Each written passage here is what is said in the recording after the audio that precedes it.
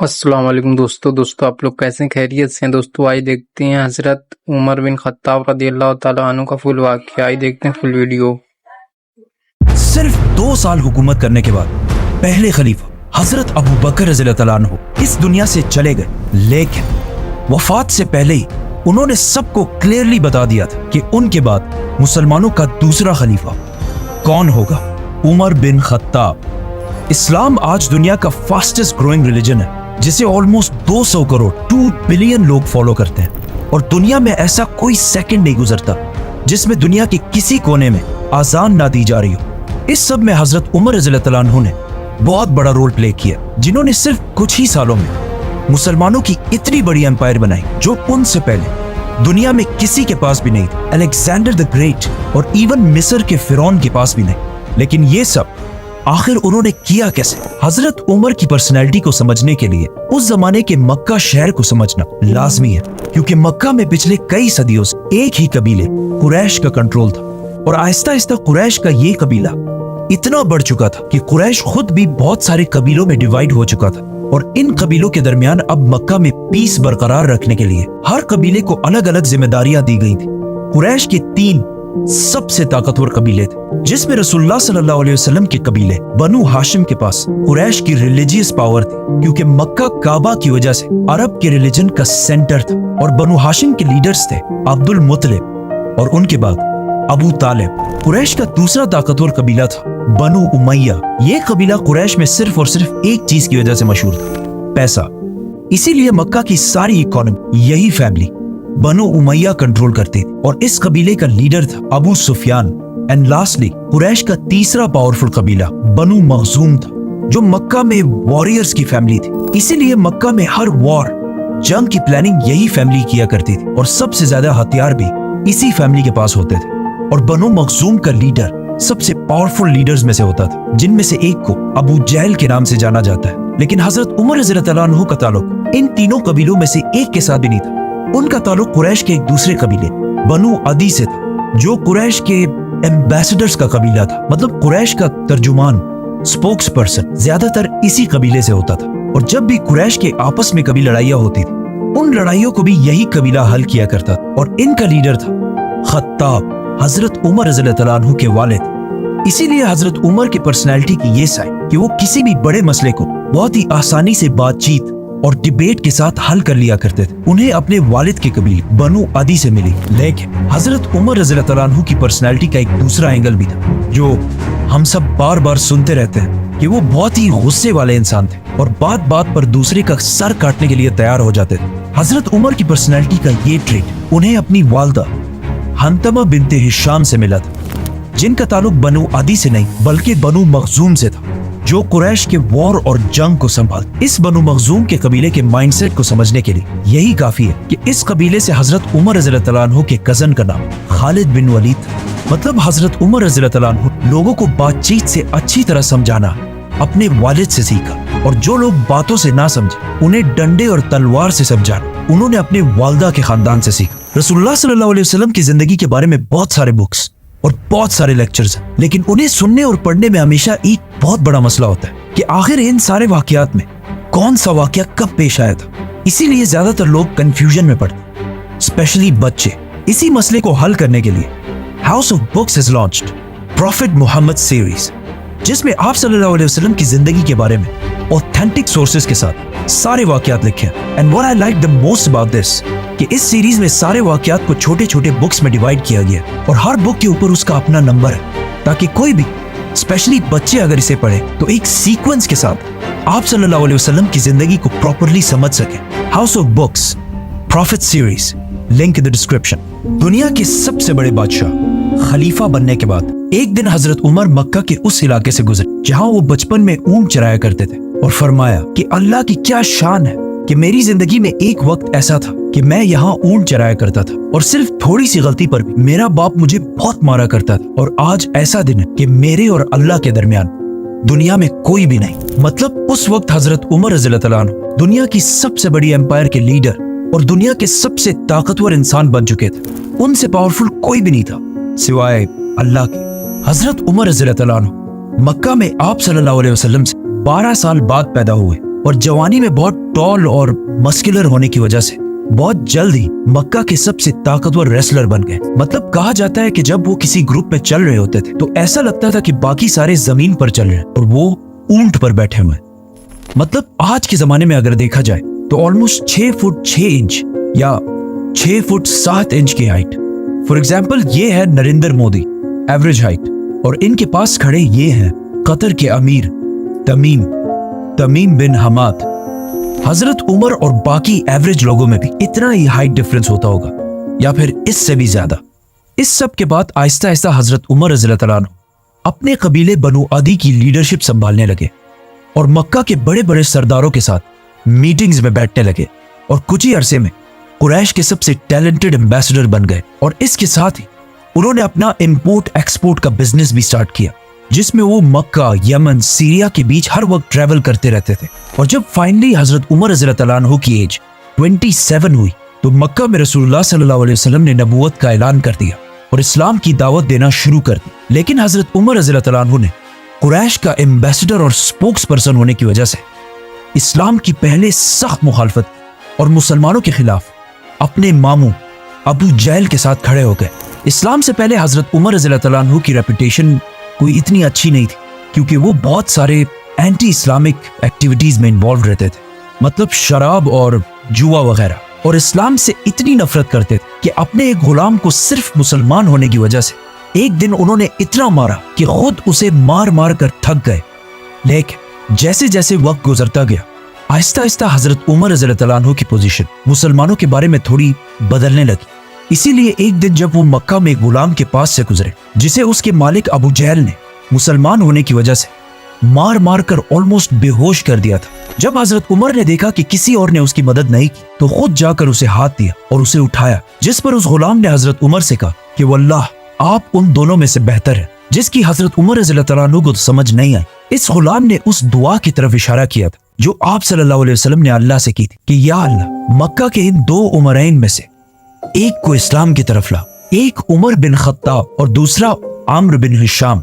अबू जहल मक्का के कुरैश को मुसलमानों से दूर करने के लिए अबू जहल और अबू सुफियान बार बार मक्का के बड़ों की मीटिंग्स बुलाकर उन्हें यह समझाने की कोशिश करते थे कि मोहम्मद की वजह से हमारा रिलीजन तो खराब हो ही चुका है, लेकिन उसके साथ साथ हमारी इकोनॉमी और इज्जत भी बहुत खराब हो चुकी है। इन सारे मीटिंग्स में बार बार बैठकर एक दिन हजरत उमर रज़ी अल्लाह तआला अन्हु आखिर बहुत तंग आ गए, तो उन्होंने आखिर एक ऐसा फैसला किया जो इससे पहले करने की किसी में भी हिम्मत नहीं थी। रसूलुल्लाह सल्लल्लाहु अलैहि वसल्लम को कत्ल करने का फैसला, और अपनी तलवार लेकर सीधा दार अरकम की तरफ रवाना हुए जो मक्का में मुसलमानों का हेडक्वार्टर था।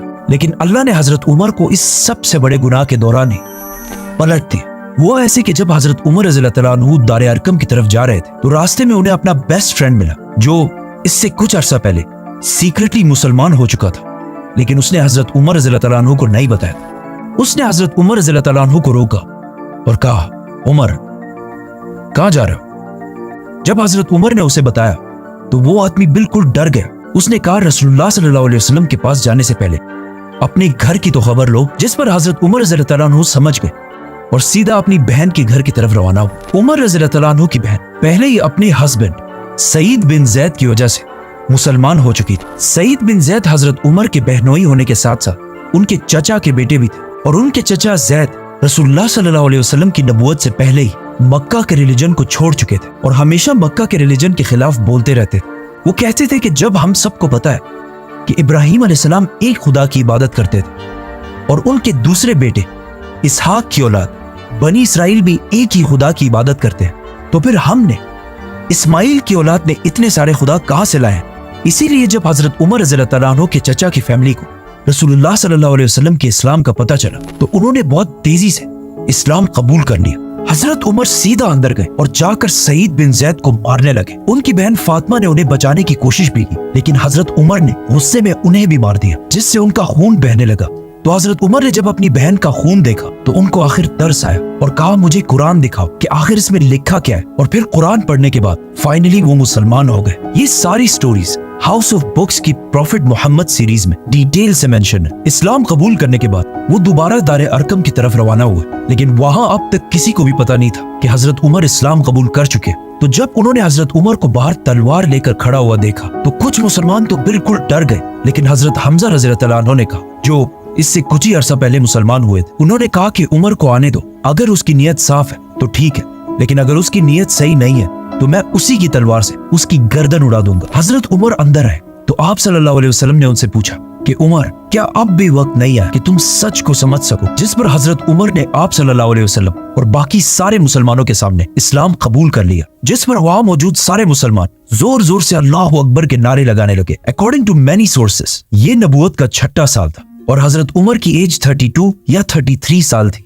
और अब हजरत उमर रज़ियल्लाहु अन्हु के साथ मक्का में मुसलमानों की तादाद 50 हो चुकी थी, जिनमें से 40 मर्द और सिर्फ 10 औरतें थी। हजरत उमर रज़ियल्लाहु अन्हु के इस्लाम कबूल करने के बाद मुसलमानों के हालात बिल्कुल बदल गए, क्योंकि इससे पहले जिसने भी इस्लाम कबूल किया था वो ज्यादातर बहुत कमजोर लोग, इसीलिए हमेशा छुप कर इस्लाम कबूल करते थे। लेकिन हजरत उमर इस्लाम कबूल करने के बाद सीधा अपने मामू अबू जहल के घर गए और उन्हें बताया कि मैं इस्लाम कबूल कर चुका हूँ, जिस पर अबू जहल ने कहा कि ये हो ही नहीं सकता कि तुम्हारे जैसा आदमी इस्लाम कबूल कर ले, क्योंकि हजरत उमर की पिछली सारी लाइफ इस्लाम के बहुत ही ऑपोजिट थी। जिसके बाद हजरत उमर सीधा जमील बिन मामूर के पास गए और उन्हें भी अपने मुसलमान होने के बारे में बताया, क्योंकि जमील मक्का का लाउड स्पीकर था और ये ऐसा आदमी था कि इसके पेट में ज्यादा देर तक कोई बात नहीं रहती। तो जब उसे इतनी बड़ी न्यूज का पता चला तो वो सीधा भागा और मक्का की गलियों में ऐलान करने लगा कि उमर ने हमारे दीन को छोड़ दिया।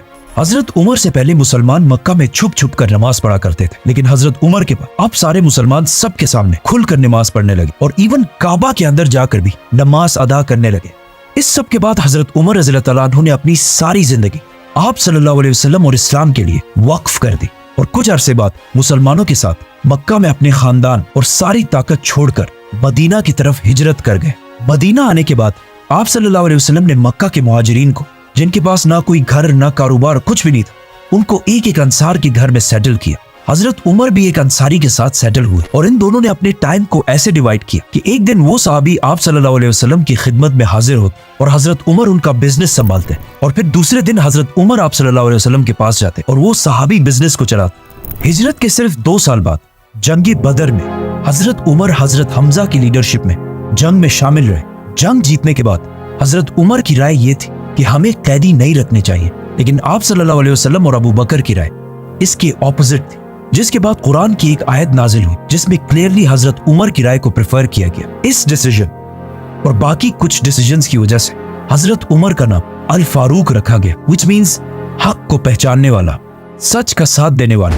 बदर के 1 साल बाद ओहद की जंग और उसके बाद खंदक की जंग में भी हजरत उमर मुसलमानों की फौज में रहे और उसके बाद सुलह हुदैबिया के मौके पर आप सल्लल्लाहु अलैहि वसल्लम ने हजरत उमर को मक्का वालों से डील करने को कहा, लेकिन हजरत उमर ने यह मशवरा दिया कि आप मेरे बजाय हजरत उस्मान को डील करने के लिए भेजें, क्योंकि अब हजरत उमर रज़ियल्लाहु अन्हु के मामू अबू जहल मर चुके थे और उनके बाद मक्का का नया पावरफुल सरदार अबू सुफियान जो हजरत उस्मान की कबीले वाला था, जिसे हम इस वीडियो में पूरा एक्सप्लेन कर चुके हैं। जिसके बाद मक्का वालों ने मुसलमानों के सामने एक ऐसी डील रखी जिसे देखकर लग रहा था कि मुसलमान इसे साइन करके बहुत बड़ी गलती करेंगे, लेकिन आप सल्लल्लाहु अलैहि वसल्लम ने सहाबा की राय को छोड़कर इस डील पर मोहर लगा ली, जिस पर कुछ सहाबा बहुत ही कंफ्यूज और नाराज हुए, जिनमें से एक हजरत उमर रज़ियल्लाहु अन्हु भी थे।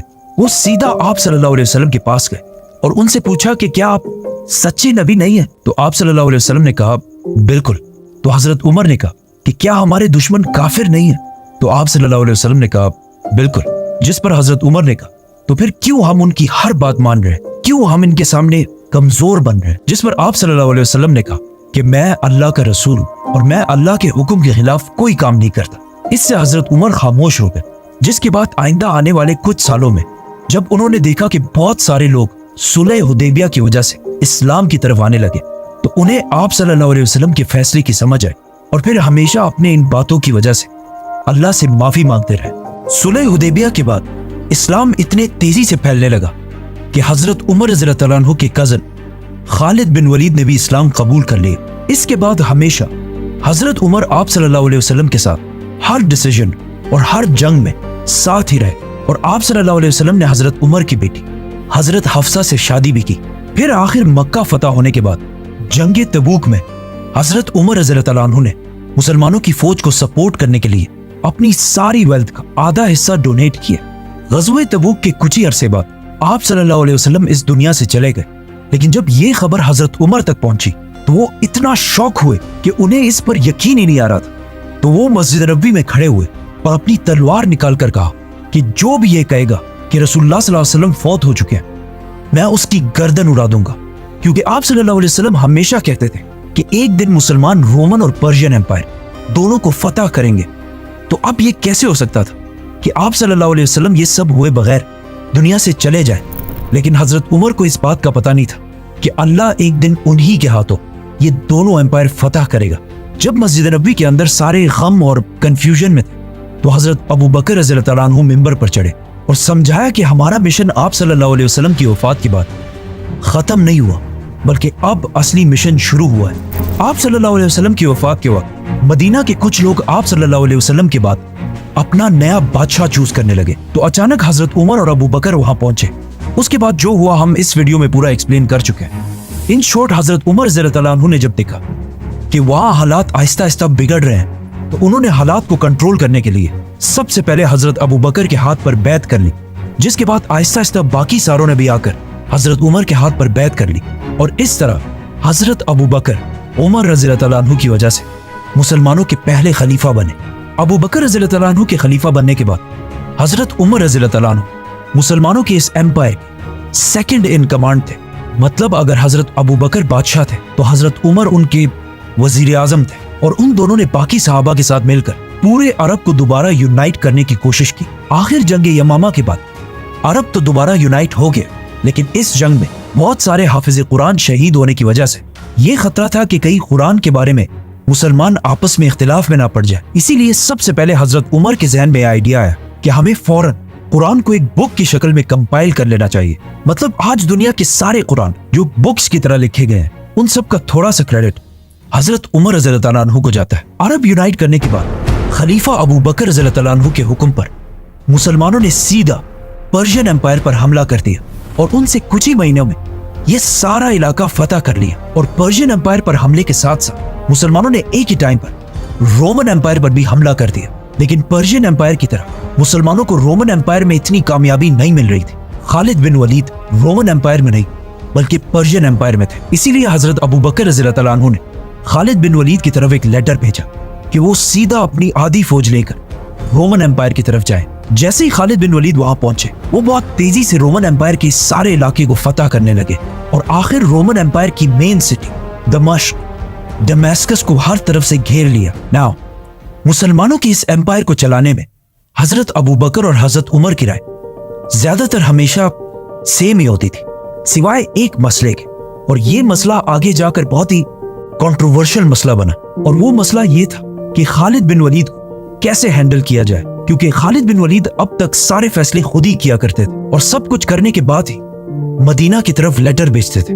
لیکن حضرت عمر کو اپنے کزن خالد بن ولید کی یہ عادت بالکل بھی اچھی نہیں لگتی تھی۔ اسی لیے جب حضرت عمر خلیفہ بنے انہوں نے کچھ ہی عرصے بعد مسلمانوں کے سب سے بڑے جنرل کو اپنے عہدے سے ہٹا دیا، جس پر خالد بن ولید ان سے بہت ناراض ہوئے تھے۔ اس کنٹروورشل مسئلے کو پھر ہم نیکسٹ ویڈیو میں ایکسپلین کریں گے، تو سبسکرائب۔ جیسے ہی مسلمانوں کی فوج یہاں تک پہنچی تو مدینہ میں مسلمانوں کے خلیفہ ابو بکر رضی اللہ عنہ کی طبیعت بالکل خراب ہو گئی، جسے دیکھ کر انہیں پتہ چل گیا کہ یہ اب ان کے دنیا میں آخری دن۔ اسی لیے انہوں نے سارے بڑے صحابہ کو بلایا اور انہیں کہا کہ اب میں اور تمہارا خلیفہ نہیں رہا، تم آپس میں مشورہ کر کے جسے بھی چاہو اپنا نیا خلیفہ سلیکٹ کر دو۔ جس پر صحابہ نے تھوڑا سوچا اور واپس حضرت ابو بکر سے کہا کہ یہ کام ہم آپ کے حوالے کرتے ہیں کہ آپ جس کو بھی صحیح سمجھے اپنے بات اسی کو مسلمانوں کا خلیفہ بنا دیں۔ تو حضرت ابو بکر رضی اللہ عنہ نے بڑے بڑے صحابہ میں سے ایک ایک کو بلایا اور ان سے پوچھا کہ عمر کے بارے میں تمہاری کیا رائے ہے؟ جس پر ایک صحابی نے کہا کہ یس، حضرت عمر بہت اچھے لیکن ان کی پرسنالٹی بہت ہی سخت ہے۔ تو حضرت ابو بکر نے حضرت عمر کو ڈیفینڈ کرنے کے لیے کہا کہ عمر صرف اس لیے سخت بنتا ہے کیونکہ وہ مجھے ہمیشہ سافٹ دیکھتا ہے، لیکن جب وہ خود خلیفہ بنے گا تو اس کی پرسنالٹی بالکل بدل جائے گی۔ ان سارے صحابہ سے پوچھنے کے بعد حضرت ابو بکر رضی اللہ عنہ نے سخت بیماری میں حضرت عثمان کو اپنے پاس بلایا اور انہیں کہا کہ لکھو کہ میں خلیفہ ابو بکر اپنے بعد مسلمانوں کا نیا خلیفہ۔ یہ کہتے ہی اچانک ان کی طبیعت خراب ہو گئی اور وہ بے ہوش ہو گئے۔ تو حضرت عثمان رضی اللہ عنہ نے اس سے آگے خود ہی لکھا کہ اپنے بعد نیا خلیفہ عمر کو نامزد کرتا ہوں۔ थोड़ी देर बाद जब उन्हें होश आया तो उन्होंने कहा कि बिल्कुल ठीक किए, और सारे बड़े सहाबा को बुलाकर कहा कि क्या तुम सबको वो कबूल होगा जिसे मैं खलीफा बनाऊंगा? तो वहां सब ने कहा कि यस। जिस पर हजरत अबू बकर रज़ी अल्लाह तआला अन्हु ने कहा कि मैं ना अपने बाद अपने बेटे को खलीफा बनाकर जा रहा हूं और ना अपने खानदान में से किसी फर्द को, बल्कि मैं उसे खलीफा बना रहा हूं जिसे मैं सबसे बेहतर समझता हूं, और वो है Umar bin Khattab. Modern democracies के अलावा अगर दुनिया की सारी हिस्ट्री देखी जाए तो ऐसा बहुत कम ही हुआ है कि किसी बादशाह के मरने के बाद उसका बेटा या उसके खानदान में से कोई बादशाह ना बना।